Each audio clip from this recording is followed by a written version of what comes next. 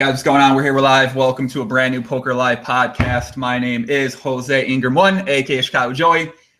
Joined today on the podcast by a young man. It's been a long time coming. Not a young man. I'm an old man now. I'm 30. Fuck. Younger than me, young enough to be my little brother. Joined today by a man young enough to be my little brother. He initially, we've probably talked about doing a podcast together a bunch of times over the couple years. Yeah. And a recent post made by Doug Polk and Jason Mercier sort of inspired Shaun to be like, hey, I want to come talk about this little beef they got in the podcast. And then there was a little bit happening yesterday. A blog post was released by Jacqueline Moscow, and she made some allegations of harassment and some racism. And Shaun's name was only, he's in a small paragraph, but his name was mentioned in there as well. And so we're going to talk about that. We'll talk about Shaun dominating the scoop as he does every single year for the past 17 years, however long any PokerStars tournament series has been around. And I'm sure we'll talk about much more. We got Shaun fucking Deeb in the house. What's up, Shaun? Welcome to the podcast, buddy. Thanks, buddy. It's great to be here. Okay, Shaun. So we were initially, for guys, if you're looking for Jacqueline, that's going to be tomorrow, same time, 4 p.m. Eastern. She'll be coming on the podcast tomorrow, and we'll talk about the post she made. But I guess we'll start off with that, Shaun, since this seems to be the popular topic right now in the poker world. So in a blog post that Jacqueline made, she said this about you. She was talking about some things she dealt with on Poker Night in America, which is a television show that airs in the United States. They film in casinos around the USA, and it airs on CBS Sports. And during the blog post she wrote, she said, that night on my way back upstairs to my hotel room, I passed Shaun Deeb. Unprompted, he informed me that women will always be inferior poker players, citing, you all are too emotional as his reason. Yes, the same Shaun Deeb who mockingly dressed up as a woman and played in the ladies' events at the World Series of Poker. So we'll start out there. That was the comment she made about you. You responded to her on Twitter a little bit, but I guess now you have a forum to voice your opinion about that comment she made. And I guess what do you have to say about that one? I mean, here's the thing. A lot of people have interacted with me over the years. I don't think I've ever offended anyone as negative, as badly as apparently I've offended her. For me to make that comment out of the blue, I barely knew her that trip. I think maybe we might have said 20 words to each other total. But I mean, it's just not something that's in my character to ever say that. That's why I knew that was clearly fictitious. And then I started questioning her timeline on Twitter, and then she kept adjusting where this said, when it was said. I mean, I was at with everyone that night. There was only 12 people at the bar. Everyone there was a part of Poker Night in America as a player or as staff, you know? And I just can't, I don't know. I don't want to say I don't want to shame her because I want people to come forward if something did happen to them. It's just, I've had a lot of interactions. My wife has had a lot of interactions with Nolan, Chris, Todd, you know? I've seen the way they interact with everyone on the show. And I just can't, it seems so out of character for all of them, as well as what's out of character for me. So I feel like it can't be true. There's just too many unique situations that happened to one woman during one weekend that was all impromptu. Like, one of her things, she loved to say everything was unprovoked. Like, if these things were said to you unprovoked, they would have been said unprovoked to many other people besides you. You know, and that's kind of, if other people come forward, okay, then we have an issue. And I really appreciate her coming forward. But if no one else comes forward, it looks really bad for her that she is making up some parts of this, embellishing on some parts of the story. Because if it was all true, this would have happened before. These guys have been in poker no one's been in poker for probably 30, 40 years. He would have offended someone when that stuff was allowed, you know, not allowed, but it was more accepted in previous generations. I don't want to, you know what I mean? We all know that sexism has been around for a long time. Racism has been around for a long time. Our generation is getting better at accepting it, accepting people how they are, but it still happens at times, and we all should be ashamed of it. And I just hope, for poker's sake and for Poker Night in America, that this was not one of those times that happened. So what you're saying is that the interaction that you talked about having with you, that didn't happen, right? Correct. So was there any words exchanged? Because you mentioned something about, outside an elevator. So none of that took place? No conversation at all took place? No, I would not say that out of the blue. I wouldn't even say, I would say it to some of my closest friends who I think are too emotional, whether they're male or female. I think we can tie in the Jason and Doug thing. The whole reason that happens is they both have too much emotion and too much ego. They're probably two of the top 5 most winning poker players over the last decade, and they want to sit there and throw their nuts on the table and see who's better Like, you know what I mean? They both have made millions of dollars from poker. They have no reason to battle each other. They have no reason to get into it publicly. And I think emotion is a key thing in most poker players' leagues, whether they're male or female. I wouldn't say that that's the reason females aren't successful at poker, because there's plenty of females that are successful at poker. There's plenty of males who are unsuccessful at poker. You know what I mean? There's just, that's not as simple of a comment as that. That's why I know it's so out of character. I would never say that. So regardless of how drunk I was, regardless of how much I drank that night, I know that that's not something I would ever think of or even think of saying to someone mid-conversation, let alone unprovoked, like she says. Yeah, it's interesting. I mean, why do you think that she included your name, or she included this in the statement that it not have happened? My reasoning is I believe that she's friends with Melissa Burr. She's someone she talked positively about the blog. Melissa and me have had plenty of negative interactions. I know that she's stolen from her fiance. She's done lots of other shady things. She's said I cheated her at $25 a point open face on the original app. She still hasn't fully paid back what she paid me what she owes from that loss.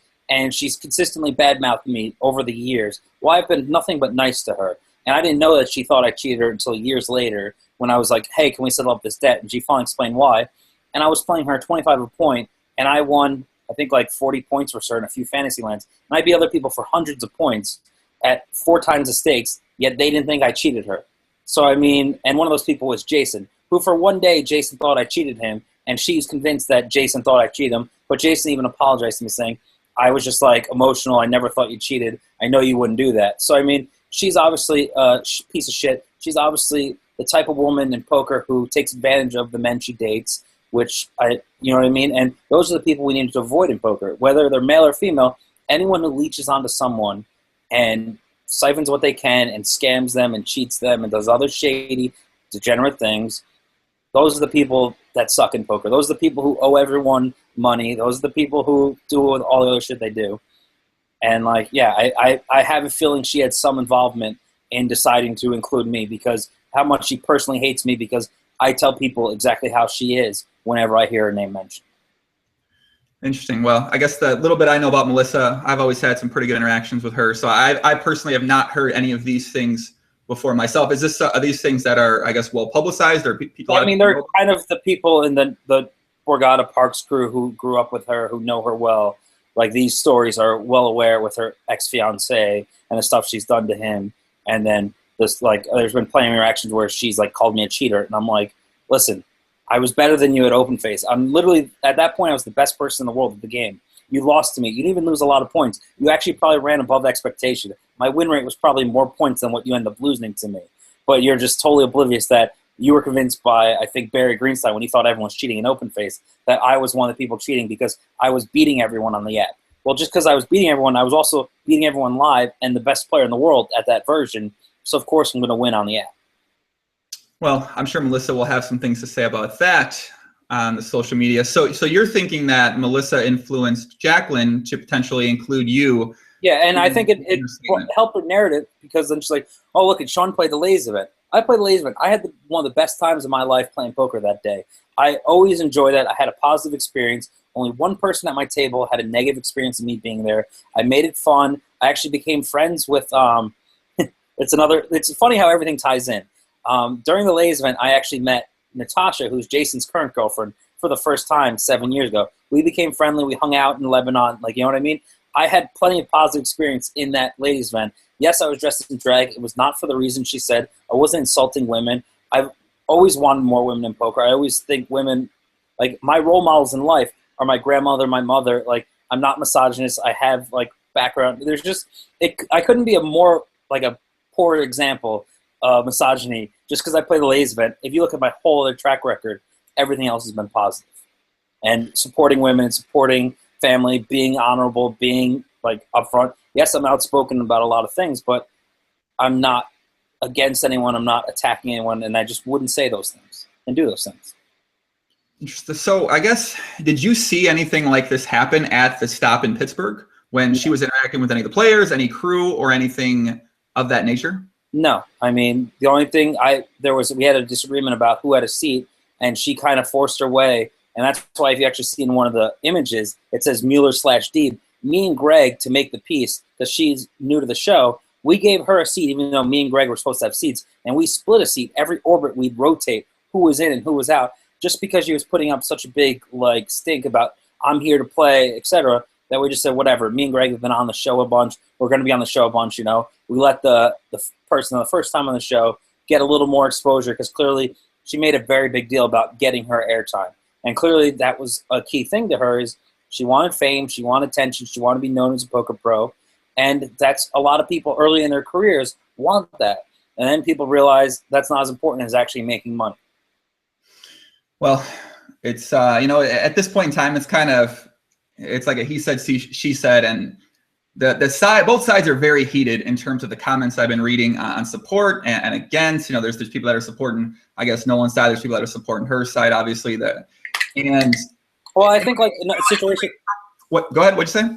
I was thinking a situation like this. So I think 20% of people are just going to naturally protect the male side. 20% naturally protect the female side. Could be either gender, but there's always that group who are always going to be for and always going to be against. And there's 60% who actually read the story and analyze the players and look at the details objectively and say, does this make sense? Is this out of character? Is this believable? And, and that's kind of what I've done. Yes, I've known about the situation for a few months. I've heard the rumblings throughout different tapings about that this was going to come and what was going to be said. And you were at the bar. Did you see anything?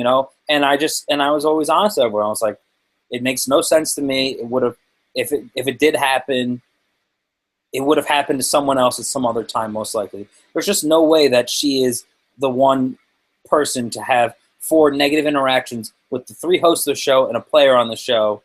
Oh, and even includes Chris, the 888 guy. I mean, there's just no way that you could have all these negative interactions with people who have been, it's the first time they've met her. They have no reason to treat her the way she feels. I just think that there's something going on with her where she believes things were said that weren't said, or she interpreted them a way that they weren't interpreted. I don't know what's going on in her head. I'm very intrigued to watch her podcast tomorrow, because the proof that she supposedly has, I just say release all the emails that she sent and let everyone else decide the tone of, does she sound like she's trying to get amends for what was done wrong to her? Or was she trying to get money because she needed money? Or was she trying to get fame because she wanted to get on the show more? Well, I guess the one thing that's kind of confused me and people that I've talked with, I probably spent a lot of time since I started reading about this, talking with a bunch of people just to get their take on it, get their opinion and sort of what they know about things that happened, was the settlement was being offered. So they offered her money, and even I think Nolan maybe confirmed that in the blog post that he made on 2+2. That's the thing that people are confused about. Why was money being offered at all? Because why would they do that if something? Well, I mean, I'm not an expert in lawyers. I'm sure their lawyers are very well paid. But the one thing I can think of is from what from TV dramas and stuff is even if you're going to win a court case 100% of the time, it's going to cost $100,000. It's not cost effective to fight that case. It's better off just settle at 15 and save $85,000 and not deal with it, even if there's a 1% chance that the claims are correct. And that's what my intuition is, why the lawyer offered that settlement is. Those lawyers they have are very expensive. I'm sure if they went to court, it would cost a lot more than 15, even if they know they're right. Them offering a settlement doesn't necessarily admit guilt. We're poker players. We analyze EV. That could be the GTO response, is to just pay out the settlement than to actually fight it for the full cost, and knowing that even if they win, they can't go after for lawyer fees, so they're going to be out X number of dollars, which is way more than whatever they could just settle for. Yeah, well, I'm definitely interested to see what Jacqueline has to say tomorrow. She'll be on the podcast, guys, tomorrow, 4 p.m. Eastern. And as Shaun mentioned, so she said that she has emails, text messages, and other communication with different people related to the blog post she made. And she'll be bringing that to the podcast, and we'll be talking with her. So, I mean, yeah, it's a situation, and I don't, it's something where there's gonna be nothing good coming out of this. This is the sad thing. If she's proven right, it looks bad. If she's proven wrong, it looks bad. You know what I mean? It's not. These are just not situations that are good. You don't want to deal with the victim shaming. You don't want to scare someone from going forward by just everyone attacking her. Because if there are plenty, I know of other situations of poker players who have raped and sexually assaulted other women who are around, and I've seen the true fear that puts behind those women, and it's a shame. And those guys are pieces of shit. And I've done what I can to say quietly to who matters to try to get them in trouble. And these women have gone to the authorities and tried to get them arrested and try to press charges, But if Jacqueline is not willing to do those things, it makes me think that it's not as severe as she makes out to be, or if it just didn't happen. Because she's a smart woman, she has a doctorate. So if this did happen, why did she not go to the authorities? Why didn't she follow the normal protocol? Why did she just try to blackmail them and get money out of them? I guess we'll find that out tomorrow, and we'll find out all the answers I'm sure many people out there want to know. And a bunch of people said, am I going to reach out to Nolan Dalla, and am I going to, does he want to? I'm sure if he wants to come on the podcast, he's more than welcome to come on the podcast. Obviously, other poker podcast too. Then he might want to go on. Maybe that he might not be able to say something publicly after that point. So he's obviously invited to come on the show, and I'm sure I'll be in touch with him to see if he's interested, because I know a lot of people said they want to see both sides of things instead of just one side presented. Yeah, I mean, everyone wants to know the whole story. Whether, don't want to have this one-sided thing. We all want the truth to come out. And so whatever ends up being the truth, we all want that. And we hope that the truth isn't what she wrote. And we hope the truth isn't anything close to what she wrote. I hope she's not just embellishing, because even if there was the core of what she says about one of the instances would be bad. These are guys who are supposed to be professional. They're in a business environment. They're around people. They're supposed to not act that way. But in all my interactions with them, they've never acted that way. So I just go by my personal experience and defend their character from what I've dealt with them. And so that's why I basically said that I don't believe everything she said. Yeah, I guess, when you look at it from that perspective, there's going to be a lot of people who are going to defend the guys like Nolan and the other guys because they've been around for a long time, whereas Jacqueline, she's been around poker a little bit playing cash games, but she doesn't have this built up friendship with these people over the years. So when it comes to people voicing support, obviously it's going to be more, weighted on the Nolan side of things, as you can see. But I think she's had a lot of support. You want to start to stay objective, really, but at the same time, I just want to see facts, basically. I want to see receipts. I want to see some proof. And if there's some proof out there, yeah, I think the emails being released would be very strong for all parties, because then you really see what was her intention. Was she trying to get Nolan fired? Was she trying to not interact with him? Was she afraid of him? Was he truly a predator where she felt uncomfortably around him? Or was she willing to be around him, to be in business with him, to be a part of Poker Night in America, even though she had such a poor experience from every party involved? If you read that blog and you said, and that was my little sister, or that was my wife, I would never expect them to want to be around any part of that show again. But she was willing to go a few months later and be involved again. So, I mean, that's another it's just a lot of things logically that I would never come to that conclusion with those steps that she says happened. I would have stayed away. I would have went to the authorities. But, I mean, I've never been a victim of sexual assault, so I don't know. Maybe I wouldn't react that way. So I'm just saying I think that most people would think differently than she did in those situations. So I think it's easy theoretically to say something like that. Why don't you go to the authorities? Why don't you do this? But I mean, just being in that spot, and especially once you do something like this, and once you come out with something like this, I mean, if you want to stay in poker for a prolonged period of time, you do something like this, or you go to authorities. I mean, it's going to be very hard for you to. It's going to make your life really, really tough. So I can understand the hesitation. But poker's not like other jobs. Doesn't have to get hired by anyone. She goes and sits in the cash game. She's not going to get banned from every casino for her making a sexual harassment allegation against Nolan Dalla in Pittsburgh. She's not going to be banned from the Florida rooms from that. You know what I mean? So we have a profession where that shouldn't affect you. That shouldn't be a fear of yours. I hope it's not. I don't know. Maybe it is. I could be wrong. But I'm just, it's like, you hope the best for society. You hope the best for poker.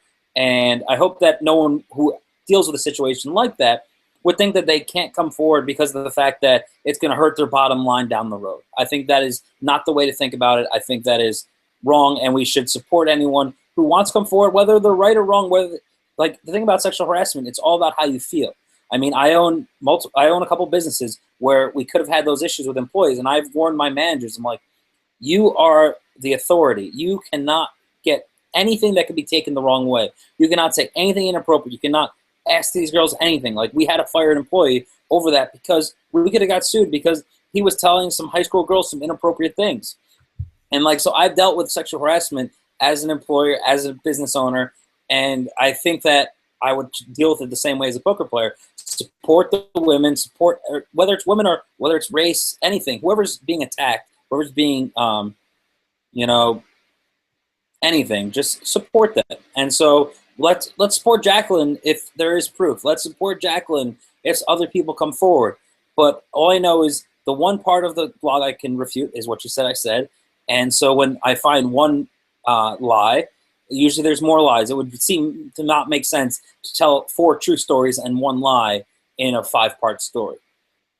So if anyone out there is watching this right now and you're kind of, you're following along a little bit, but you don't know exactly what's happened. So the reason Shaun's so fired up in this situation is because, she does release this blog post. This blog post is going to be read by everyone who's among the poker community. Shaun's name is mentioned in that blog post. So if you're trying to understand, why Shaun, why is he saying what he's saying, or why is he talking like this? I mean, there's some allegations made against him in a very serious blog post. So that's why he's so fired up, and that's why he is, kind of talking the way he's talking right now in the situation. So I tend to talk fast, so sorry. What do you say?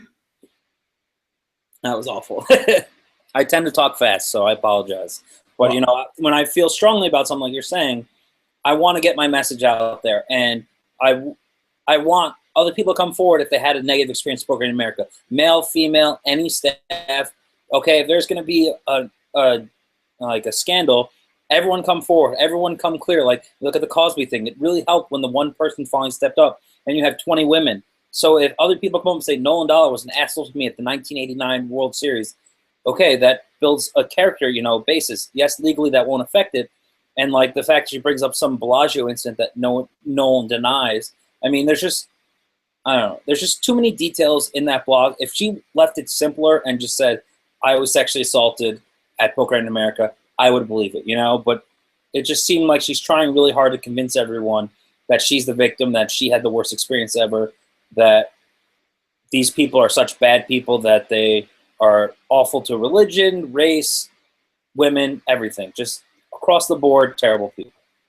Yeah, I think you just brought up the idea of somebody coming forward. And I got to say, the way things are being handled now, I don't think I think it would take a strong person to want to come forward. Because think about it. You post something, you got to deal with, okay, sure, don't let it affect you. But you got to deal with people coming at you, and people are going to support you. People are going to come at you 2+2 on Twitter, on Facebook. I mean, I've read a ton of comments posted on both sides of things, and some fucking mean things about both parties involved in there. So it's going to make people hesitant. It's just going to, some people don't want it. When you're the second person, it brings validity. So therefore, it's more likely to be true when more people tag along. That's just common sense. There's not going to be 5 women just going to stand up and say, this happened to me too. Yes. Who it didn't happen to. If those more details come out and there doesn't even really be evidence. If just other people stand up and say, yeah, that happened to me, I'm going to believe them. I'm going to support them. I'm going to then not deal with Poker in America. I'm not going to deal with Nolan. Make sure that the people who actually made the mistakes and actually did the wrong things to the characters of the show, you know what I mean? The show is still based around the players. The players are still the focal point. The staff can change. The players, you know what I mean? So I would support any player who felt like they were wronged by the staff, and I would approach the staff and say, how can we make sure this never happens again? How can you make sure no one feels uncomfortable? How can you make sure, it just end the cycle? That's the key. But if there is no cycle, if there is just one person's allegations, we've probably been 50 poker night stops, probably been hundreds of people, thousands of people who hung out with the staff, who drank with the staff, who interacted with Nolan, It just seems so unlikely that one woman had that many experiences in one weekend that were that negative and that out of line. Because all the comments made by Todd, by Chris, by Nolan, what Nolan did physically, that one of those guys saying one of those things would be bad enough and should deserve repercussions from management, from HR, whatever, with Poker Night and Rush Street. But I don't know. It just there's got to be more to the story that we're not seeing. So maybe tomorrow she'll have a bunch of details that she left out of the blog, but clearly she waited a long time to say this blog. So I don't know why she wouldn't just post the proof with the initial blog if she has all this proof. Well, it should be interesting. I know we've had a lot of our female guests we've had on the podcast over time. Shout out to my girl Kate Hall, Ebony Kenny. I know they've been on the show, I believe, more than one time. So yeah. I'm really curious to talk with them, see if they've had any interactions that may be negative. I'm sure if Kate has had some negative interactions after this point, we would definitely know about them. So yeah, it'll be interesting, man. I guess stay tuned, guys, and follow along. If you want to follow along, I guess you can follow one of our Twitters, or you can follow on 2+2, or I don't know where else news is posted. Is Poker News? I don't know Poker News. They're not a news site. They're technically. I mean, they wouldn't run my the scamming stories. They probably won't run this story either. Shaun, wait, I forgot about the scamming story. So did you talked about, I think you went on my buddy Tuck's podcast, right? Tuck, you went on Tuck's podcast, right? You went on Tuck and talked about you mentioned there were some scammers who owed you a bunch of money. I think some Russian people. And so I guess we're segueing off that topic now, guys. So do you want to re-talk about that, or do you want to mention the people did they make right on the money they owe you, or is there more people that owe you money now or scammed you? I mean, there's always more people. I mean, that's just the worst thing about poker. But I mean, the one Russian, Artem, literally played every Scoop High event at my table, every event. Didn't respond to text messages, didn't respond to emails. He probably lost $150,000 worth of buy-ins, which is about half the money he owes me. And he's just sitting there firing it off online and just refuses to acknowledge the debt or even respond to me. It's just sad. And he keeps going to every EPT, you know.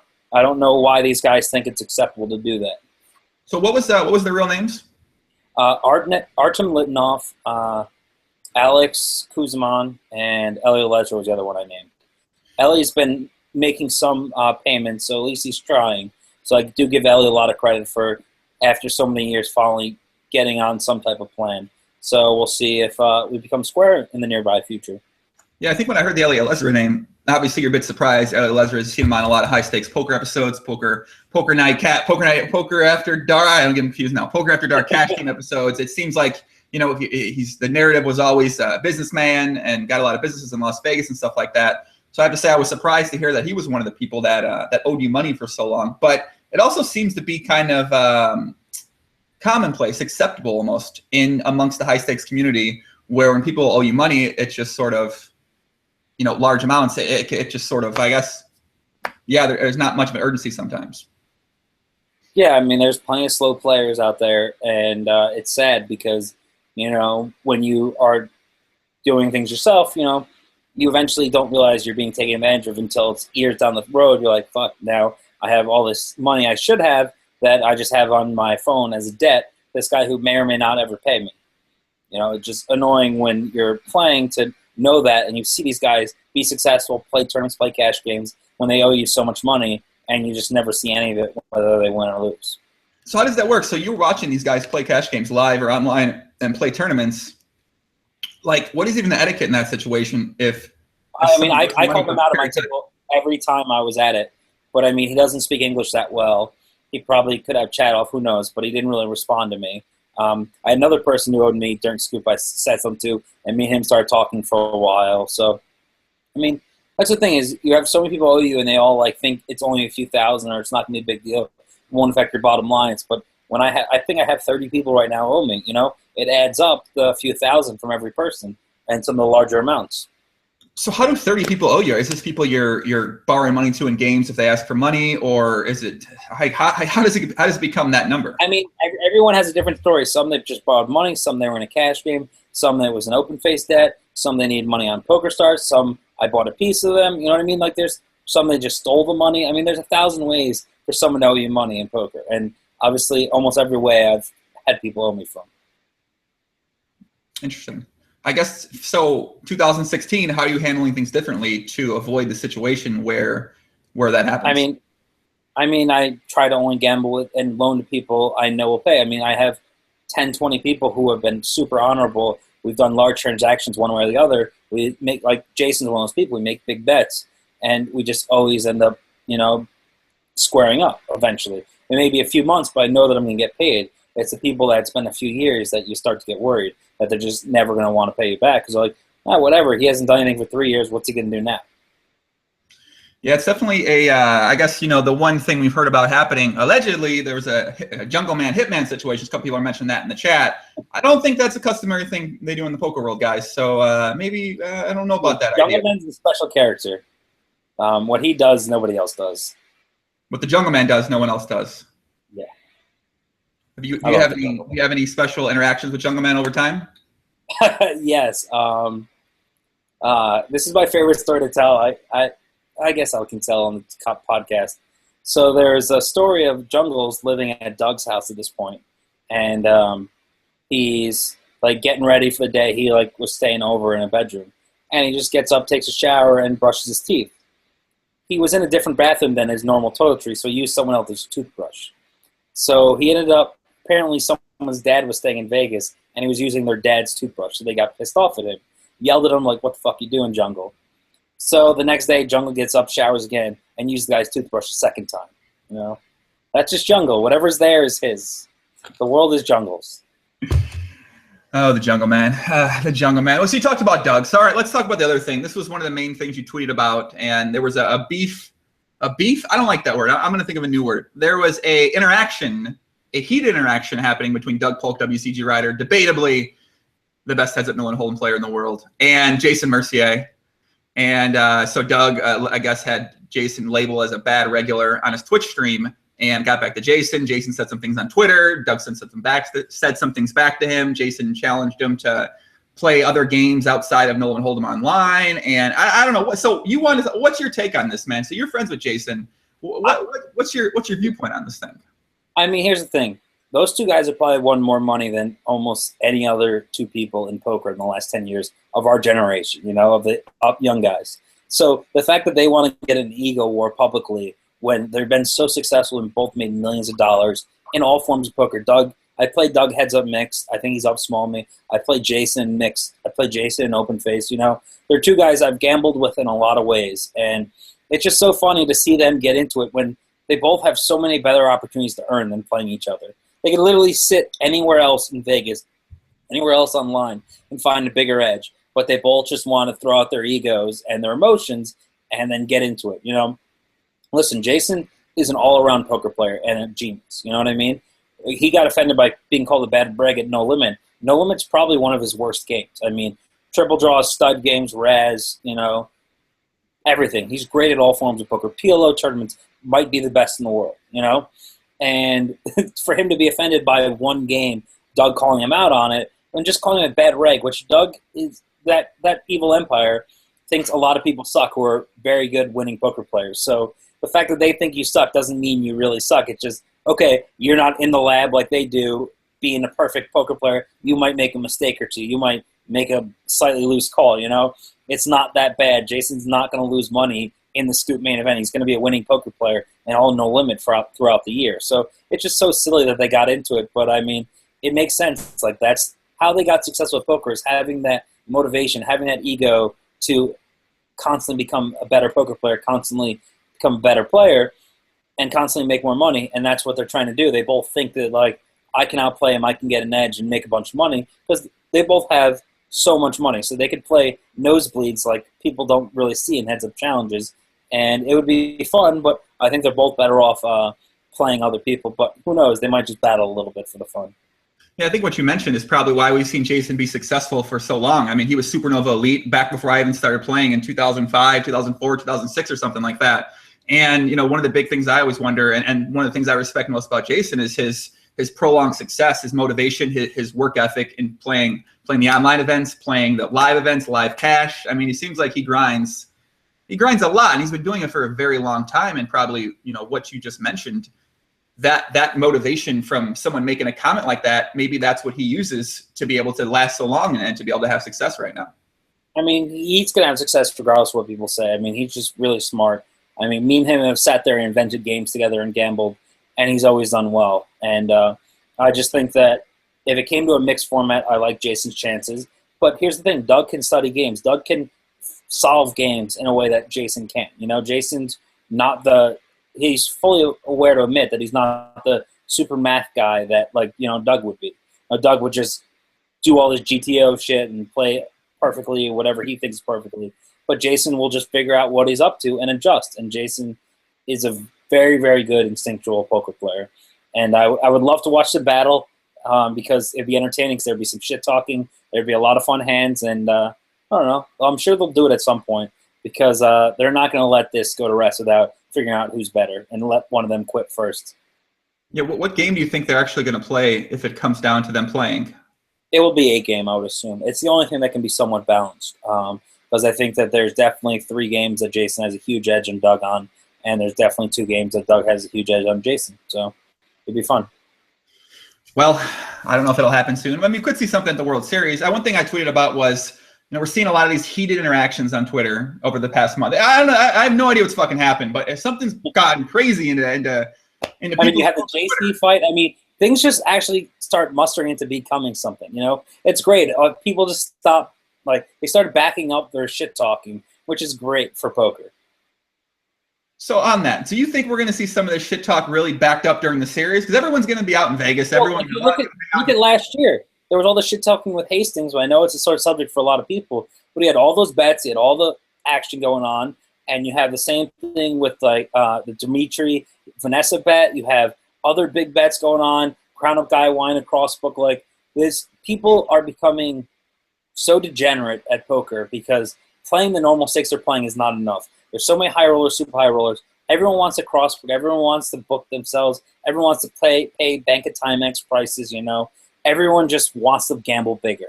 And I think it's because people need to keep getting that itch of feeling like that much money's on the line, that they're winning life-changing money at the end of a tournament. So that's why people keep doing what they're doing. And everyone thinks they're better poker than they actually are. So there are some good situations across book that float around. So I've been looking at some of them myself, considering whether or not to take the action, because it'd be fun, and I like side bets.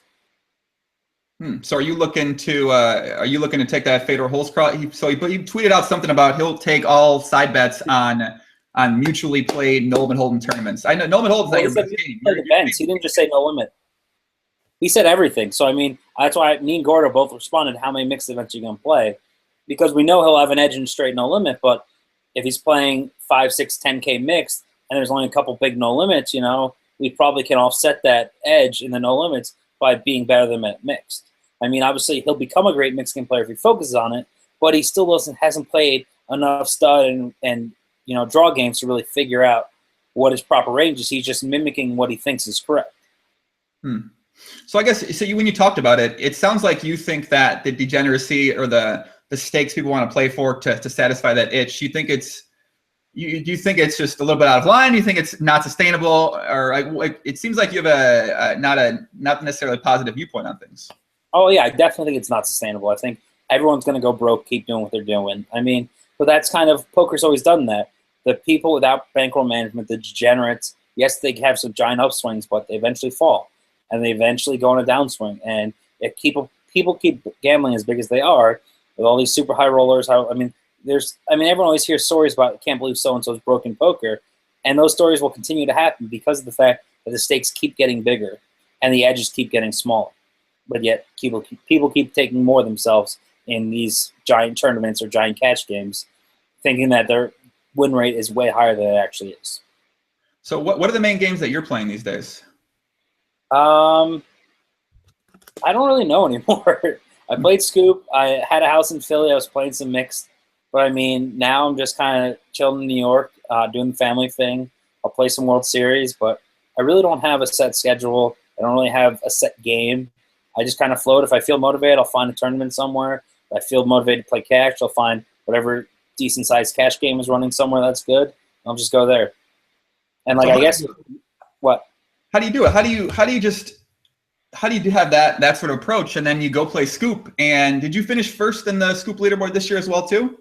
Yeah, I did. It was pretty sad. I did a really big side bet with Jason. I won the leaderboard, so I won a bunch of extra money. And I still lost money on the series because I just got destroyed in all the high buy-ins. And, like, my best finish was 4th in, like, something that wasn't that good. So I lost money overall in the series, even though I've had almost 6 figures in, like, extra income through the series.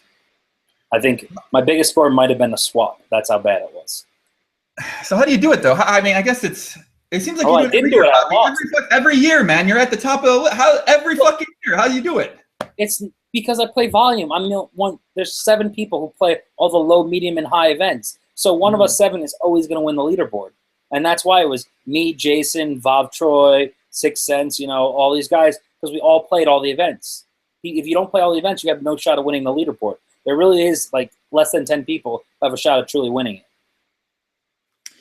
Well, I guess that makes it less. I don't want to discredit, man. I mean, when you put it like that, now it sounds like you have a 1 out of 10 chance of winning. But I'm sure there's more people that play that, you know, you might not be. I thought going into it, I probably was like 30% to win the leaderboard. Like maybe I was 1 in 3.5. I don't know. But like this year, like with the way the structures changed, I probably was slightly better because all the high state mix events, so many of them were re-entry. And so many people just can't get in for that many bolts. And with my style, and because of my big side bet, I really gambled it up in the re-entry period in all tournaments. So obviously that gives me a big edge in getting points because I have big stacks and everything I'm still in. Interesting. So how many, like, so when you make side bets for Scoop, did you make, you said you made a lot of side bets then? No, I just made one. Just made one? Okay. I just made a big one with Jason, yeah. So why don't you look for more action in the Scoop for side bets? Last year I bet Hastings, I think, a little bit. I bet George Danzer. But like most people, I think who else I bet? Oh, Fedor Hortz bet me 1,000. He just gifted me 1,000. He didn't realize he was drunk one night and made a bet, and then realized when he was sober how bad of a bet he made. So he paid. But yeah, like who's gonna bet me that really like I could bet? I talked to Cal about wanting to bet. I talked to Mike Lee about betting, and both kind of were for and then against it. And there's only a few people who bet with me, and I don't want to probably lay the true odds to make a big bet. And like it was just stupid. Like I skipped all the regular series. Like Party Poker had an insane like buying tournaments on Sunday, and I had to skip all of them because my side bet was so big and it was so close that I couldn't play anything besides Scoop events. So it probably was negative EV overall to make the bet, even though I was a favorite on the bet because it cost me so much EV in regular tournaments that I skipped because of the Scoop side bet.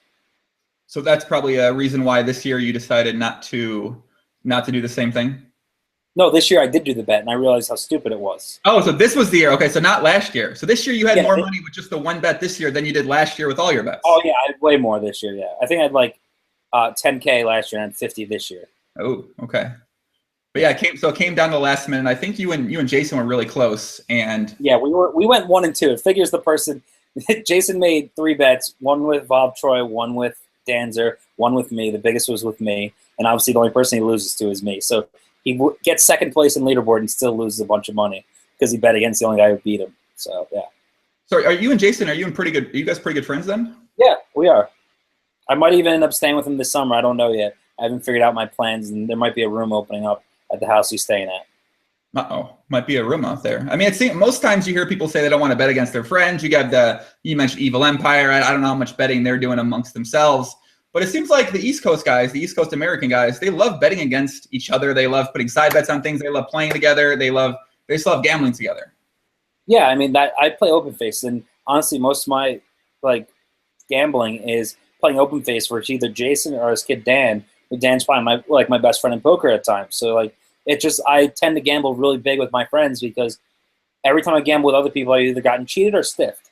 So you tend to just gamble with your immediate circle of people you trust, and that's kind of how I ended up where I am. And I like side bets, I like prop bets, I like dumb degenerate things like gambling on video games. So there's only a few people I can do that stuff with, and those are the people I stay friends with. Interesting. Guys, we are live on YouTube. We're only on YouTube today. We're not on Twitch. I see a lot of names out there. We got a lot of new people in the chat, or new people rather watching, who I'm sure came to hear about the dramatics happening in poker right now. So welcome to the podcast, guys. I see a lot of regulars out there. I see my buddy Marco Allin. What's up, puppy? What's going on, man? Shaun, you want to give a shout out? You want to give a shout out to someone out there who might be watching? Oh, yeah. Our boy Jonah from Malta. My boy Jonah Vella, man. The hardest working 21-year-old in the entire world. Dude, he's insane. I met him in Malta. Great kid. Obviously, he's been trying to get him in the podcast forever. He loves your show. And he's just like one of those people you meet in poker, just a good person and a good family background. And you should know he's going to be successful whatever he does. Yeah, he's luckily made the decision to not play poker anymore. And I think I had some influence on that. I told him being a lawyer seemed like a much better decision, especially with all these lawsuits in poker now. Yeah, I was going to tell him. I mean, at some point in time, I'm going to say something. Someone's going to write something about me. I'm going to need a lawyer. Jonah's got to finish school for me because I'm going to need someone to represent me at some point in time when I do something stupid. So it'll happen at some point. Guys in the chat, appreciate the comments. And if you have any questions, I'll try to get some throughout. A couple people mentioned they want you to talk about the slow roll hand, the most epic slow roll hand of all time against Mike Matusow. And I believe I've seen the hand, but it doesn't. I can't quite remember it 100% in my mind right now. So anyway, part of the reason why it was such a vicious slow roll is the hand before Matusow stacked off like 13,000 at 25.50 pre with 2 queens versus Tom Schneider's aces by misreading Tom's open as a straddle. Like he thought he was only 130 blinds effective instead of 260, and he just makes his over jam and Tom snaps him off aces. So exact next hand, there's a straddle, I think by Mueller or someone. Madison opens a 300 with like a 7K stack. I flat fives in the button. Not the greatest flat, but it's cash and we're fucking around. I'm there to make a good show. And everyone else folds, and the flop comes 5-5-10 with a flush draw. He bets, I call. Turn completes the flush like a 9. He jams for over pot. I 10 call, and I'm sitting there whispering the glance that I'm slow rolling and telling the table. And there's so much great banter. It was so much fun. It was the original Poker Night show. This is the first filming they've ever done. And it was before it was even a TV show. It was just a pilot at this point. And so obviously Madison flipped out, wanted to punch me, threatened to quit the show. Like, it was ridiculous. And Mike's one of my friends, and like I felt bad because he really was hurt by it. But we made peace a few weeks later, and we're all good now. We laugh about it, and he's the one person I probably wouldn't slow roll. Everyone else is fair game to slow roll, except maybe Volpe.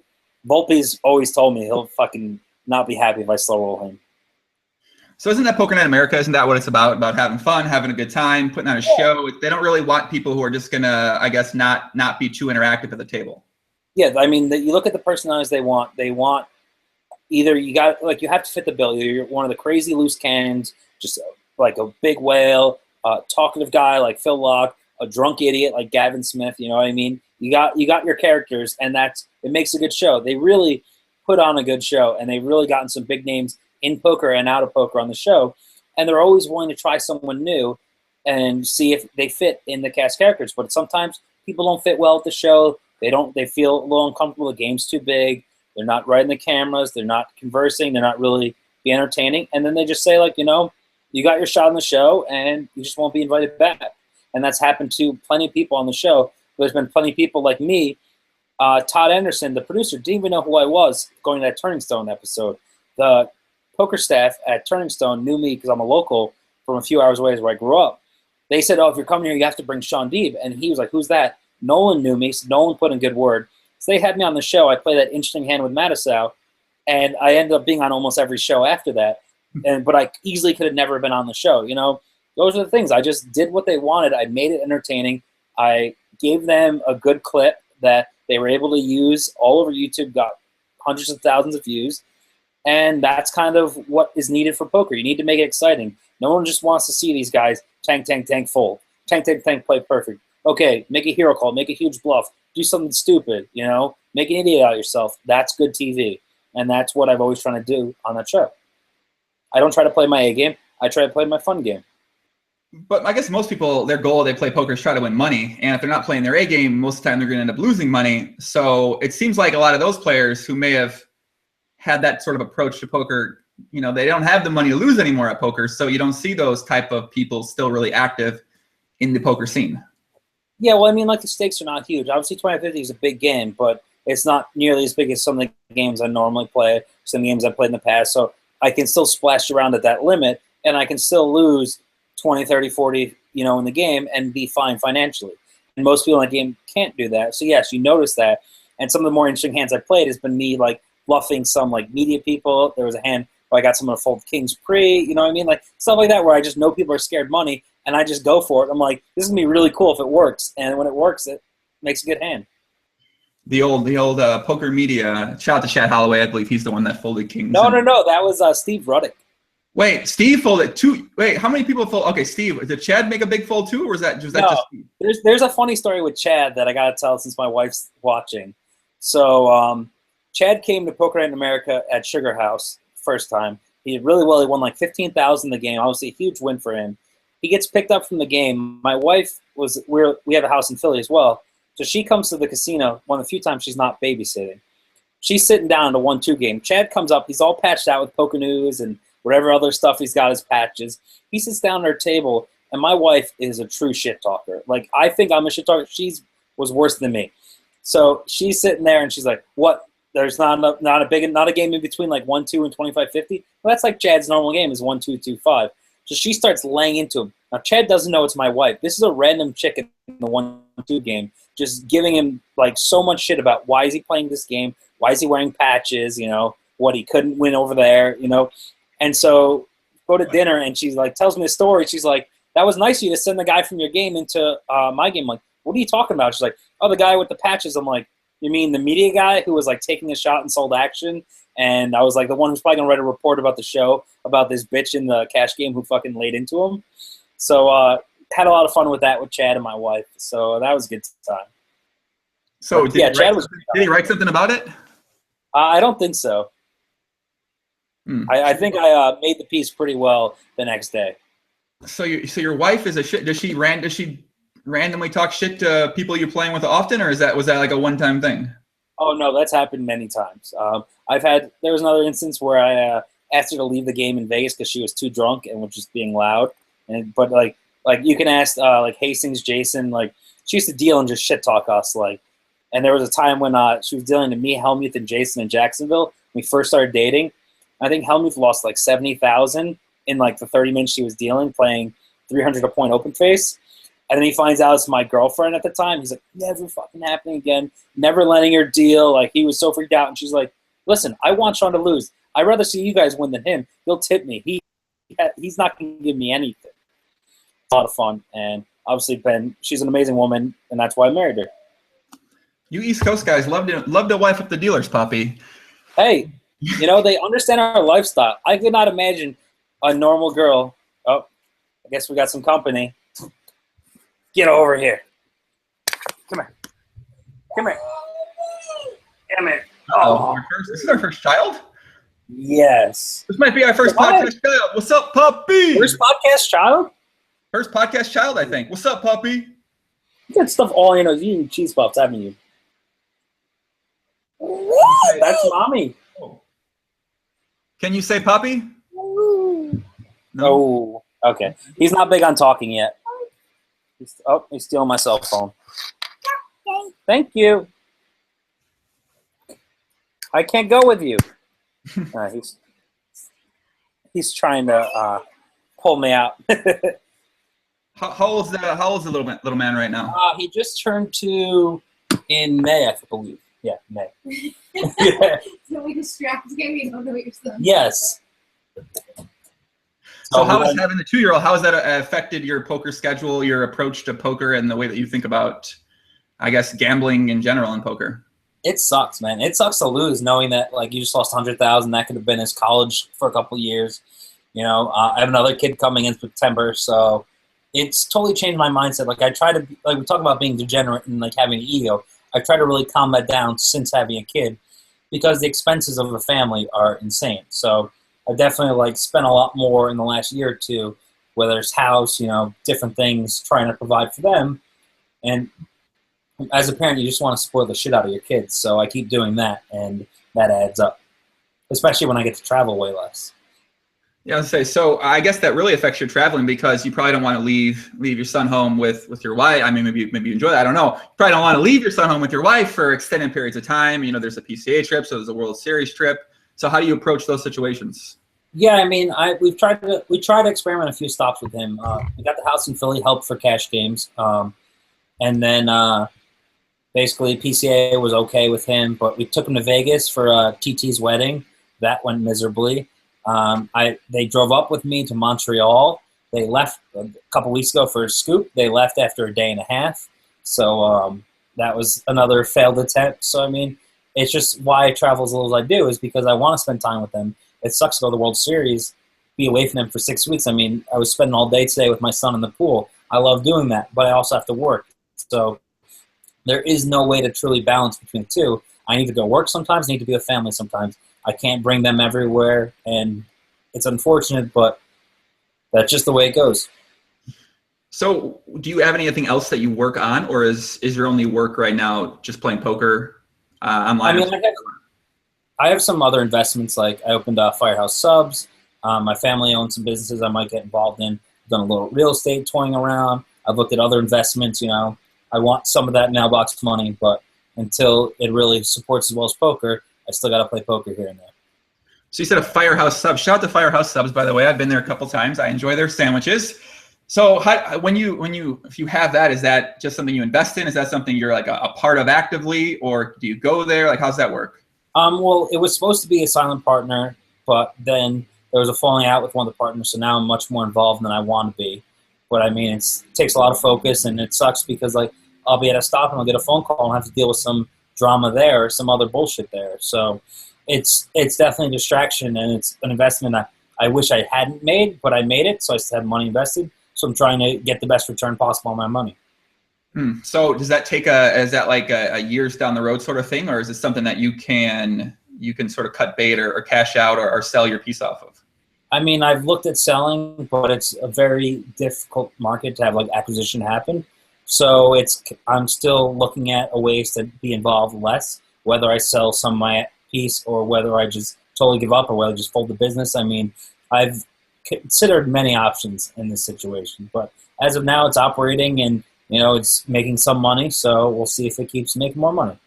So it's just like, do people know which locations yours? What if there's some Shaun Deeb fans in the Philly area who want to go show some support and go check out Firehouse Subs? Mine is the only Firehouse Subs in Albany, New York, in Latham. So you have to be in upstate New York to go to mine. It's the only one within like 200 miles, so it's pretty clear it's mine. But yeah, it's like funny because I'll walk in there and like the staff will try to charge me sometimes because they don't know I own the place because I'm on the road a lot. So it's always funny. It's like walk in there and be like, yeah, don't charge me. Like, how come I own it? And, I always dress not that well. So they definitely gave some weird looks initially. But there's usually one employee who's like, yeah, that's so-and-so. And they figure out who I am.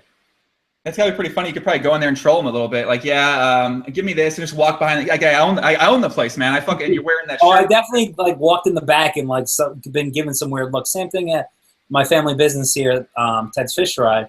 There's been a bunch of times I walk in there and I'll do something. I'll like answer the phone. I'll like walk in the back, and people are like, "Who is this kid?" And then they'll be like, "Oh, that's the other son." The other, like the black sheep or something, or is it? Of course. Like I have my one brother's very successful running those businesses. The other one's the head of ministry at this all Catholic school, and I'm the poker player. So how do they look at you as the poker player? I mean, you've had a lot of success. You got to travel the world. You got to live in a bunch of different places. So I feel like they would look at you in a positive light. Well, like my siblings do, but definitely there's like everyone meets me at like different family parties. Like, oh, you're the poker player. Like that's what I'm known as.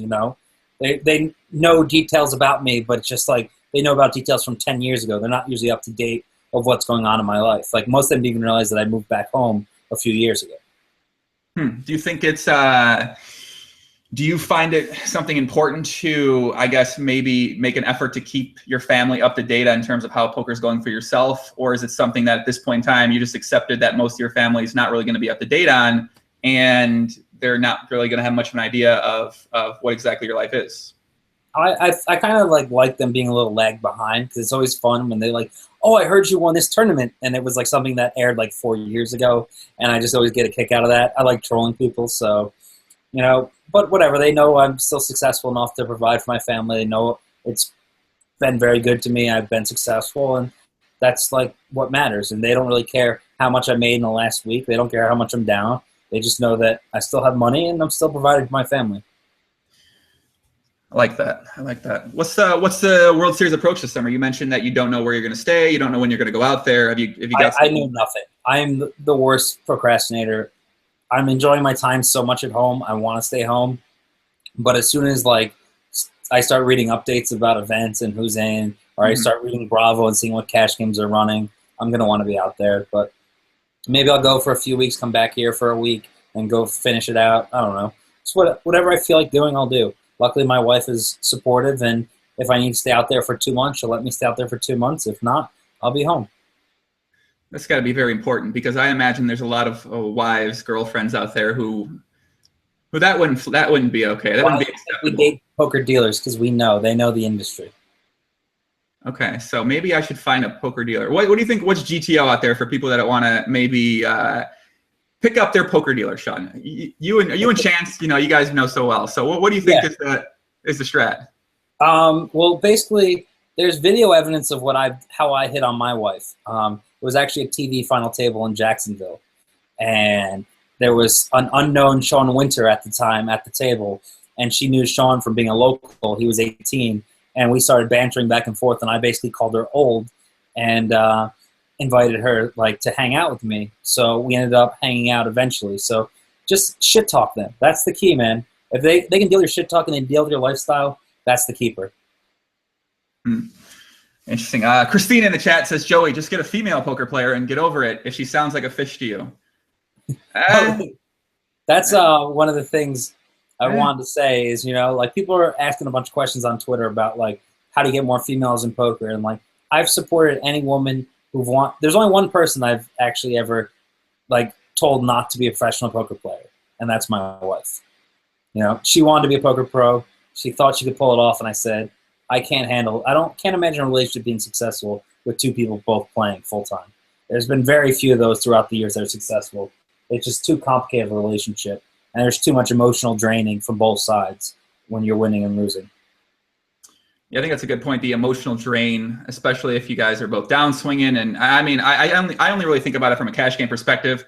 I know from a tournament player perspective, especially once you start getting in markup or with the traveling expenses, and then you're trying to pay for two people. I mean, there's so many other things that can go into it. There's so many other, other jealousy type of issues that go into things when you're both poker players. So it seems like, I mean, I guess what are the successful poker playing relationships? I think Natasha plays poker a lot, right?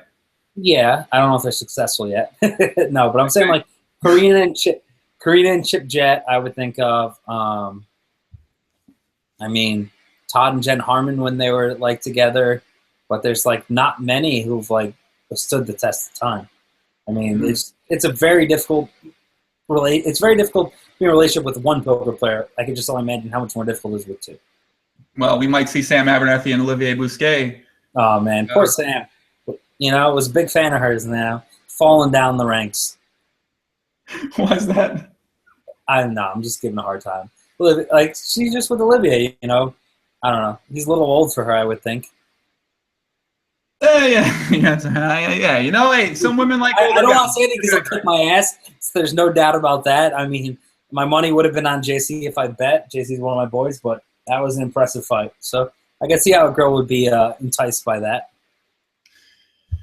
Yeah, women love a guy who can defend themselves in battle, and also when that's all I'm gonna say about that. Let me see what we got in the chat, man. I got some shout outs here. Did you gave a shout out, right? You gave a shout out to Jonah. Do you want to give any more shout outs to anybody? I don't know. So all right, I got to speed give a couple. I can't go this long without giving some shots. We got a lot of people out here. We got to show them some love. We got Kristen Mashaman. Hey, I think what's up, Kristen Puppy? May Cleo, Trevor Gill. What up? M Harder, Liam Kavanaugh Puppy, Claire Hunvey. Who else we got? Ed Tom, NYC Kid 10. My boy SD. What up, SD? Octavio Vega Ordazargo. I don't know. I think I said that right. I can't pronounce some of these names. My boy Travis. What's up? Albert Chen, Ari Benerak, Old Head, Andrew Chevrolet. My boy Andrew. What's up, Andrew Poppy? Slice Graphics. Jen Tilly and Phil Lockett played poker and been together for a while. That's true. I only consider one of them a poker player. Jennifer Tilly? I mean, Jen might actually play more hours than Phil these days. Yeah, I think we're going to have Jennifer Tilly on the podcast sometime soon. We're going to have a lot of people on the podcast coming up, guys. I'm not sure how it's going to work. Been on Poker Night probably more than anyone, so if you want to have a female perspective of their interaction in the show, she'd probably be a good one. Yeah, that's true. Jen's been on Poker Night in America a ton, so she could definitely give a good. Although, I guess the argument would be is Jennifer is obviously a very popular person. She's got a big name, whereas someone like Jacqueline, not as popular. So therefore, the treatment that Jen might get might be different than the treatment that Jacqueline might get in that situation. We'll see when the details come out.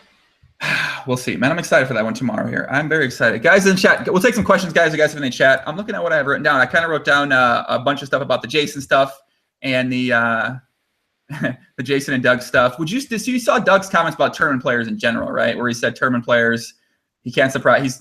He's more and more surprised every time he plays with a tournament player how bad they are. etc.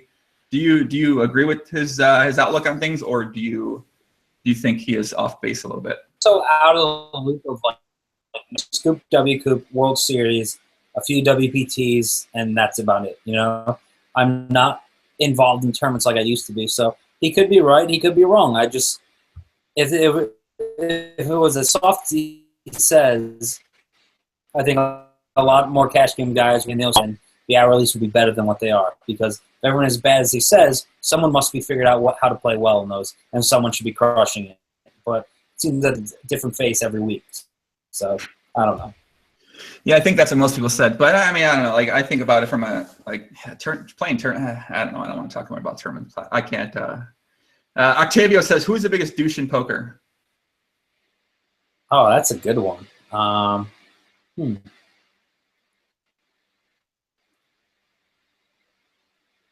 Biggest douche. I guess I'll just go with Olivier. Just easy. Olivier Bousquet. Actually, no, I'll go Dan Coleman. I'll go with Coleman because we've had our issues. Coleman. Yeah. Why do you think Dan Coleman? I mean, we've had a lot of negative interactions, me and him. I know he's matured a lot, but I just think, like, they toss around the word entitled a lot. I just feel like he thinks he's entitled to the world of poker. You think Dan thinks he's entitled to the world of poker? Yeah. Meaning what? I just think he thinks that he's the best in the world, that no one will ever be better than him. He's just plays perfectly. He's going to win every tournament. Obviously, he had insane results, but I mean, they weren't the biggest fields that he had success in. I'm sure he's a great poker player. I had a lot of negative interaction with him when he was coming up, and so I still think negatively of that. Was it negative actions in terms of chat battles or in terms of in person, or how did that go? He tried to fight me when he was like 17, 18 years old. And I might have been 2.5 times the size of him. And I was in the middle of a tournament, and he was like already out of the tournament. And he tried to fight me in the hallway at Monte Carlo. And I was just like, dude, come on. Like, grow up. So when you say he tried to fight you, you're sitting in your chair, you're playing, and he walks up to you, like, stand up, let's go? He's like, don't tase me, bro. What are you going to do about it? And I'm like, so let's go outside. I'm like, no, I'm in a tournament. I'm not going to get myself disqualified to go fight you. And he was like so tiny back then. I was like, dude, it's just not going to be fair. I'm not going to fight you. I'm like 8 years older than you, and I have 150 pounds on you. I know about this story. Well, I mean, now he's put on a little bit of size. I know he's now he'd probably kick my ass. I mean, he's in the B corner. Like, they'll train him well. I wouldn't fight him now, and I'm a family man. But it was just silly drama back then. So that's just what I'll always consider him until I get some more interactions. Like, I don't hang out with these people, so all I know is when I knew them back then. I don't really know how they've changed. I've heard they've changed, but until I see it firsthand, I just treat them the way I did before. So is that something that you're really not interested in doing anymore? Is sort of hanging out with more and more poker players, or do you sort of like to just stick to your circle you have now and stick to the circle of people you play with, and you don't really, I guess, branch outside of that? Yeah, I feel like I'm in a very small circle, and I think it gets smaller year to year. I mean, there's only a few people I consider myself poker friends with, a few people I would ever talk strategy with, a few people I hang out with, you know. I like my group, and I don't really have the time to find new poker friends, I don't safe as them, you know. I'm settling down. I'm living in New York where no one else lives, so I'm just going to be automatically set apart from them. Yeah, I think it's definitely hard when you don't live by anyone for an extended period of time to maintain that closeness relationship with people, because especially if you got your other businesses, or if you got your kids, you got your wife, that you're just, and your family, you're just don't have much time to really spend on the computer, on Skype or on Facebook, or to text or whatever. So I think that's one of the biggest challenges I find, is just maintaining certain friendships with people that you don't see very often. Yeah. Like, if I run into the World Series, we say hi, we grab dinner, but it's not going to be something like I know what's going on in their life. I don't know who they've been dating. I don't know where they've been living. You're just out of the loop. I'm just basically retired in a lot of ways. So you're retired, but not retired, since you still play a lot of high stakes and probably have very large swings. Yeah, it sucks at those swings, though. Like, to go somewhere for like 2 weeks play and then have the next 2 months off, and you're just thinking about how much you just lost the last time you played poker. Like, it's definitely like affects your psyche a lot more. Like, if you're going to play every day, downswings don't affect you nearly as much as when you like play a week and take a month off. Because every single day you wake up, you're like, shit, I lost a bunch of money the last time I played poker. I'm not going to play until next month, and just kind of like focused on the losing session. And it's like you really have a 5-week downswing as opposed to a 1-week downswing, even though you only played that 1 week. So do you find that when you come back home and you're hanging out with your kid, is your mind sort of on that session or on the downswing, and you're sort of just waiting to get back to play, or are you able to, after a period of time, sort of turn that desire off and be in the place, be in the zone, and be focused on kind of what you're doing back home? I think for the first 2 days, I'm just so focused of interacting with him to figuring out how he's improved, what he's changed. Like people who don't have kids don't realize how much they've changed when they're between like newborn to toddler. Every couple weeks, they change drastically. New words, new actions, new favorite shows, new favorite toys.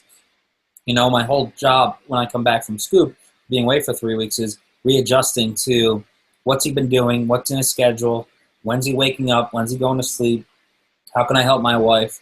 And I forget about poker. Like, I would just love to do this, but then like as the time goes on, then you start getting back the itch of wanting to play. Oh, I haven't played in a week. Oh, I have this cash game's going on. This World Series event's coming up. The 25K fantasy draft coming up. You start focusing on those things, and then you just decide, okay, when do I break apart from my family to go work? Yeah, I think that's a huge challenge, and especially if your expectation in these things is in your opinion high, it makes it even that much harder. But then at some point in time, does it become where how much money do you need, or how much money do you desire, or is it you just enjoy the act of playing, enjoy the act of gambling? Yeah, it's like really weird because I don't need the money, but I'm like, if I just go play the World Series, my expected earn is so high, I can take the rest of the year off and just play World Series. But then I'm like, oh, summer's the most fun with him because we're out in the pool, he's outside. Like in the winter, he can't go outside and he's miserable. There's not really much you can do. And so that's like what the worst thing.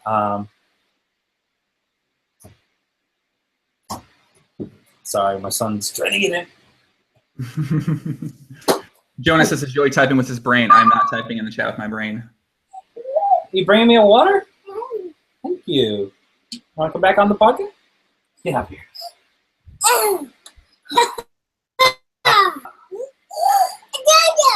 Dada? What's up, Poppy? Oh, drink your water. Yummy. Ooh. Are you gonna have your kid play poker at some point in time in the future? No. He will stay as far away from poker as possible. It is not a good profession to get into, especially when he's legal to play in 20 years. Yeah, you don't want to be breaking any TOS with your son. That's for sure. Yeah. You not want to be breaking TOS with little man. Why don't you ever thought about relocating to someplace for permanently, whether out of the country or maybe Las Vegas or South Florida? Or, I mean, you lived in Philly for a bit, but have you thought about doing that permanently? My wife is saying thank you because she's been trying to get me to move. Basically, I did do all the things. I lived in Vegas for 4 years. I lived in Mexico for 2 years. I lived in Florida for 1.5 years, And now that I have a family, I want to be around my rest of my family. I have a niece here, my siblings, my dad, and the businesses. So I kind of want to be around them, and that's what I want to do. Poker's on the side. I can travel and play. I don't have to live there and play regularly. Aw, come here, baby. Come here. Uh-oh. Aw. Baby, get out of line a little bit, it sounds like. Aw, he didn't hurt himself. What do you want? Work the bank, get paid? Oh, yeah. You got a Kevin Durant fan over there, Poppy? What's his name? Evan J. Evan. No? Evan, do you speak Spanish? Oh. Papi, coramosa, maramoracita, le secote mote mota, le da cobo. Yeah? I think he likes it. Okay. Just taught you a Spanish song. It's called The Poppy. Is it really? By Jose Ingram 1. The song I made up. Gus said, maybe I can start up a daycare in Las Vegas similar to All American Dave and take care of all the poker kids. I don't think anyone would want to take care of a bunch of kids. They're not the easiest thing in the world. I'm not excited to have a second one. It's a lot more work. Right, so you're having another kid in September, you said? Yeah. Huh. No, mistakes happen. No, I'm just kidding. We've been trying for a while for another one. My wife wants a bunch of kids, so we'll just keep going. So how do you envision your poker career going as you have more and more children? Because then it becomes harder for your wife to, you might have to hire a nanny, you might have to get, I don't know. Yeah, what do you see happening here? Well, I might have some family move in from her side who are like, I don't know, help out. Might have my family's around to help out.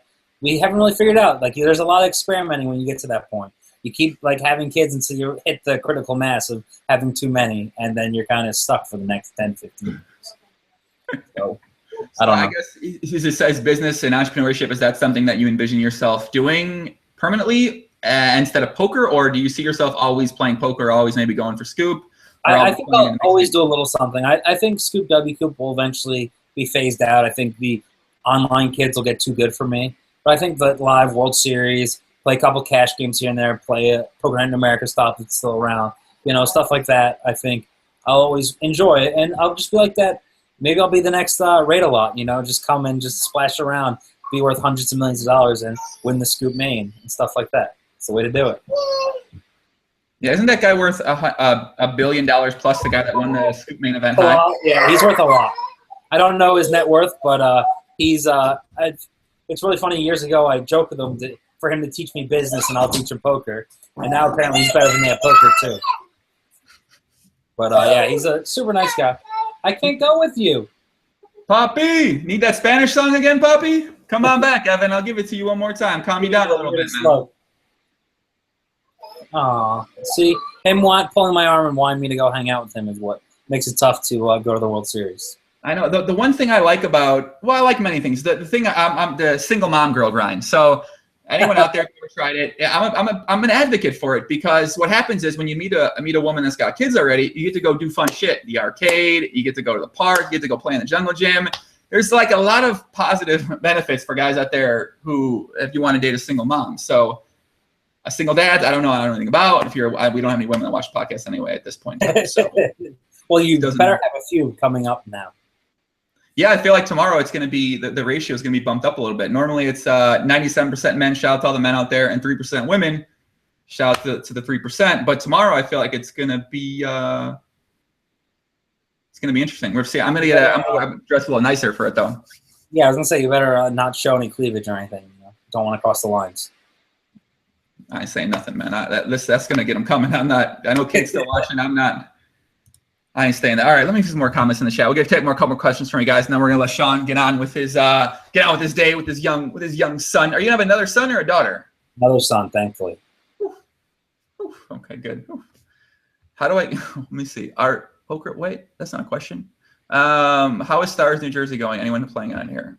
No, I don't think so. Do Evan watch his dad on TV? Marco asks. I would assume so. I don't know if he really knows what's going on.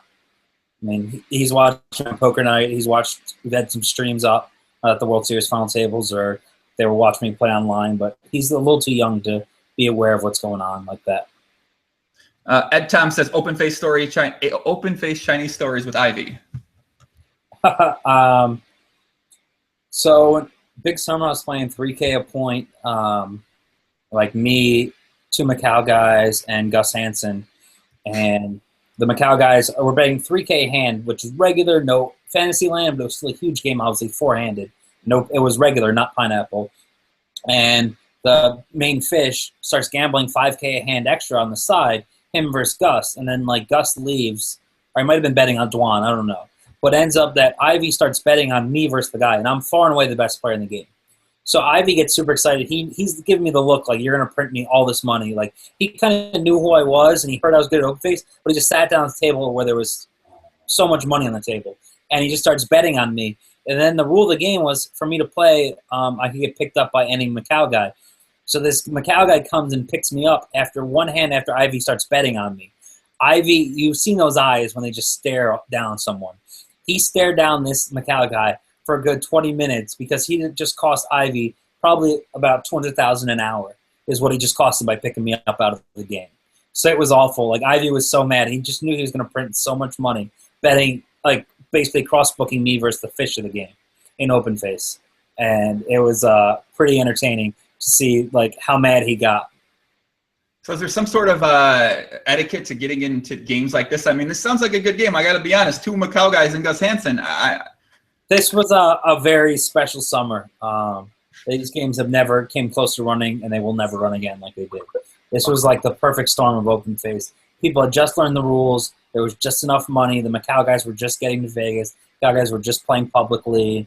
And so a giant game formed with the right crowd, and it never came close to forming again. So how is the action at the high-stakes games now? Do you find that there's still Macau guys coming in, or is there certain fun players that just come out for the summer, or how does things work? For open face, there's really not. I miss most of it. There's a couple big games that run. I think the people playing might be better than me. I'm very rusty at just high. Me, Dan, and Jason, and a little bit Hastings, like play these other variants we just invent the rules of, and we include PLO flips, different crazy degen sides of the game. So we just like our crazy variants, which we don't teach anyone else, and no one else knows them. So it's kind of past their time, and like I was known as the open face guy. So if I ever got action, it was bad action. It was people who knew how good I was, or that I was perceived to be the best. So I never really got in the good games because people would just sit out if I joined the game. Aren't you still perceived as one of the better players in the mixed games that you play in, though? I don't think so. I think I'm considered one of the fish. I should be. I don't play full time. I fuck around a lot. I don't really play my A game too often. So I think I'm known as someone who's capable of being the best player in the game, but they've all seen me tilt and spew and just know that most of the time I'm not playing the best. So how does that make you feel, though? Are you just okay with that? You accept that? And I fully accept it.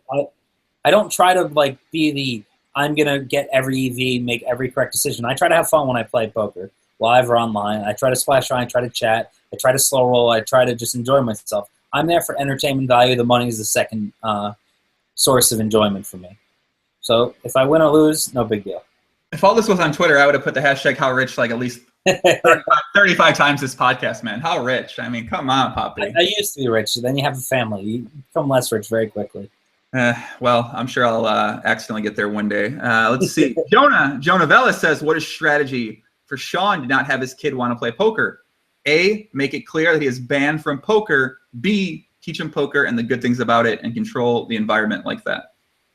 I think C, like just only bring up the negative side of poker. Show the negative side, show the debt sheet, show like all the scumbags I've had to deal with, show all the bullshit I've had to deal with, show all the drama that's unnecessary, show all the egos, and show how many lives it's ruined. I mean, look at depression in poker, it's huge. I mean, mental health is a very big issue in poker and in society, but I mean even more so in poker because we're a bunch of young, impressionable men and women who have been successful at everything we do. Then all of a sudden we play poker and we're unsuccessful, and then all of a sudden we can't handle the emotional state we're in because we're so used to constant success. So you think poker is a negative thing for most people then? Yes. Interesting. You're surprised? I know that I'm an outlier. I know very few people have had the positive interactions, the monetary success that I've had. Thousands and millions of people have lost their bankrolls, their paychecks, and I look back at my career. There's plenty of times I could have went broke and never survived, but I got very lucky when my account was all in multiple times. I mean, I guess from my personal experience of poker, and I guess I mean that's true. Some people I know, I guess I know some more positive stories from people I deal with. Maybe they don't play poker as much anymore, but it is kind of true. I have met a good number of people who went into that path, and they definitely were very depressed. That's a very good point. Yeah. Is it bad? Yeah. I mean, it's one of those things like you don't want to think of it that way because like you get some enjoyment out playing. I love cards. I love games of chance, games of theory, but you really looked at overall picture and think about how many people we were never exposed to. How many people just played home games or played some local casino and just lost their ass, or their marriage got ruined because of it, or they lost their kids, There's so many things. When the money means a lot to people, and you see that a lot in the smaller casinos, those lower stakes games, you see the true emotion of people who just can't handle a few swings. You deal with professional poker players. You forget how many people are amateurs and recreationals and how often they lose money they can't lose. And you don't realize what happens outside the casino to them.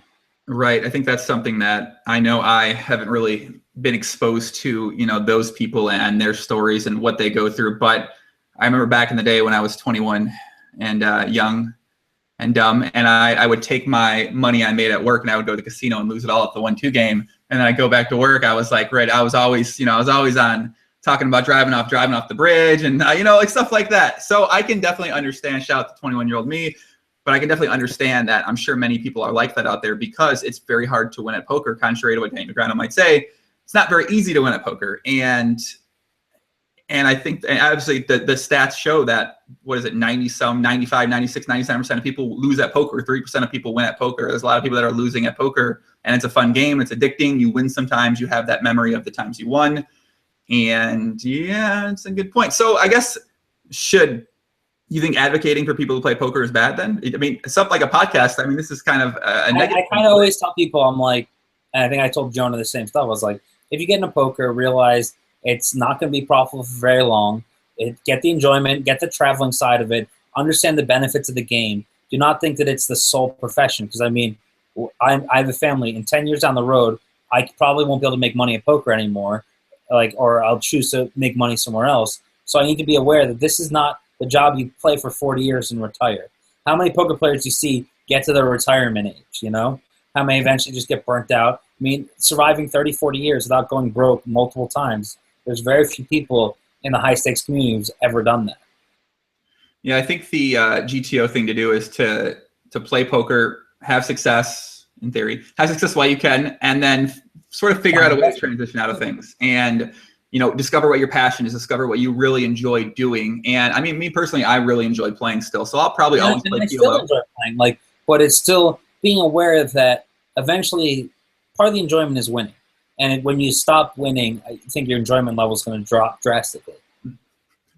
Would be true. That's a good point. I really love PLO right now. I mean, hey, it's a great fucking game, but yeah, it's true. If I'm not winning, yeah, that's a good point. Like how much do you enjoy playing when you have a losing session? It's very easy to look at that narrow of a vacuum. Right. Yeah, I guess I try to look at my sessions. I'm always trying to learn something, always trying to take away something from the session. And if I'm losing, I want to at least figure out, why did I lose? Was it just, simple variance and I felt like I played well? But I'm really big into just really analyzing my emotions during the session and my play during the session and trying to be really honest with myself and figure out exactly, was it my ability or was it other factors? Was I not focused? Was I, watching porn and playing at the same time? What exactly was I doing that may have led to that session taking place? So I think a perfect segue to our favorite question, but Vernon's not in the chat today, so I don't want to ask the questions. Jonah said, yes, that conversation, good advice, made some better life decisions after that conversation. So unethical rationalist, Mr. Joey Ingram. I know you asked this question 10 times, buddy. Can you ask about Dwan and the $20 million pot? I don't know about the Dwan $20 million pot, sorry. I think that's a Jungle Man story, dude. I'm not sure. I don't think that's a Shaun Deeb story. I'm not sure. Yeah. I think that's a Jungle Man story. Viffer stories. We love Viffer stories around here. Do you have any Viffer stories? Oh, man. Speaking of, I did mention earlier that there was someone else I got into at the scoop tables who owes me money. He was the other guy. Yeah, me and him have had a falling out over a situation that involves myself, him, and JRB. Great cast characters, great entertainment, but unfortunately there's been some disagreements in the parties of who owes who money. And so, unfortunately, I'm the one who got slighted out of the group. But, yeah, Viffer, I hear he's got a kid now himself, so I hope he's doing well. He's a fucking nut job, but in my interaction with him, I've enjoyed my time. I think he's an honorable person when he has to be, and I think he's just a lot of fun. So how does that happen? So how can you be confused about who owes who money?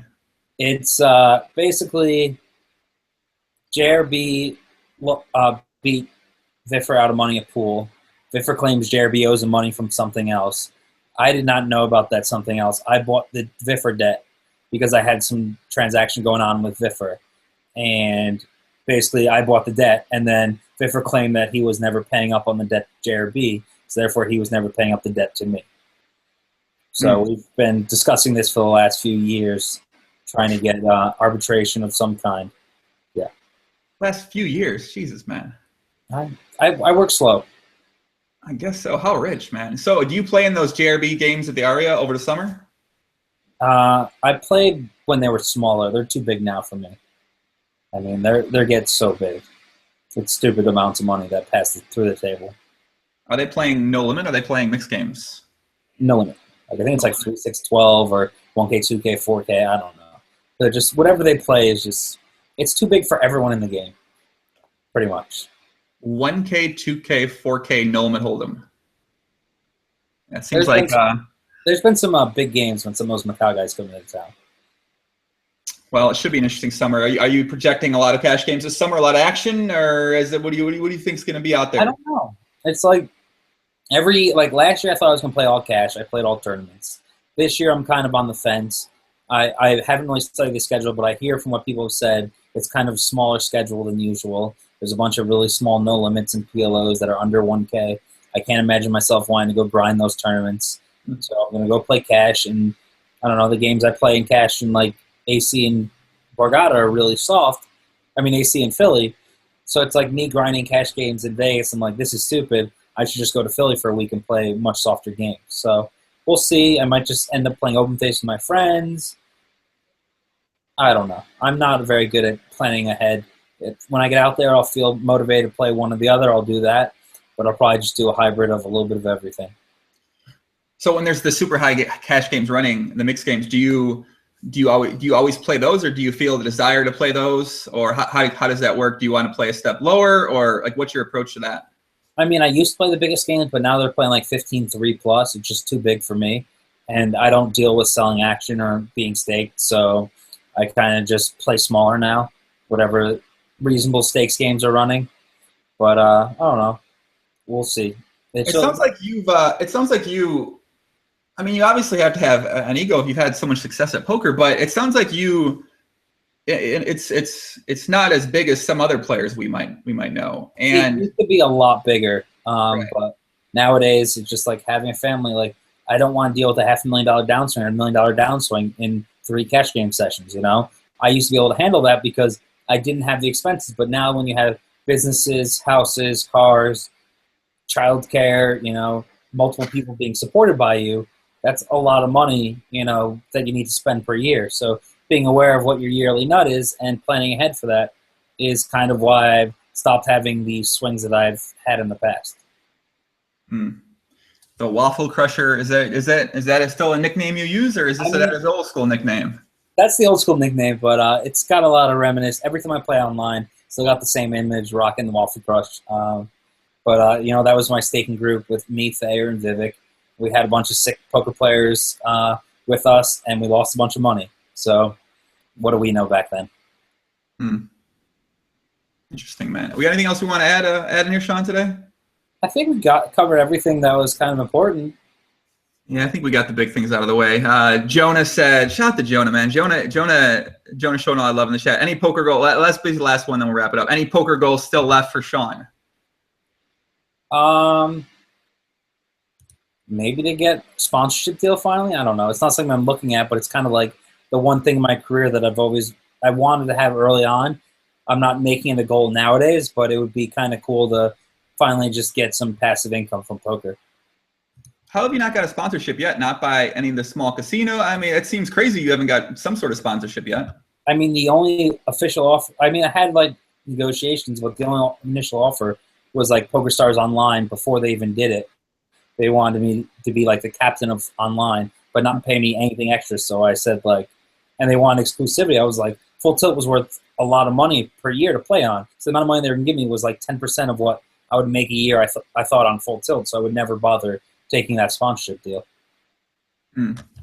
Well, Jonah says, I'll make it big and sponsor you, buddy. I promise. Thanks, Jonah. buddy. You're going to be sponsoring 2 of us, man. So, hey. We're happy to potentially get that one day. Shaun, if people want to follow you, they can follow you on Twitter at Shaun Deeb. You got Instagram, you got Snapchat. What else do you do, man? Nothing else, man. I'm an old man. Are you sure? I mean, you need to post a massage picture somewhere, right? When you're getting massage. That's what's on Twitter. That was the best thing ever, man. You don't understand. More people need to be doing that. More people need to be getting a massage while grinding. It made Scoop. I was so like worked up. Jason was crushing me. I got a couple massages. Shot up the leaderboard and won.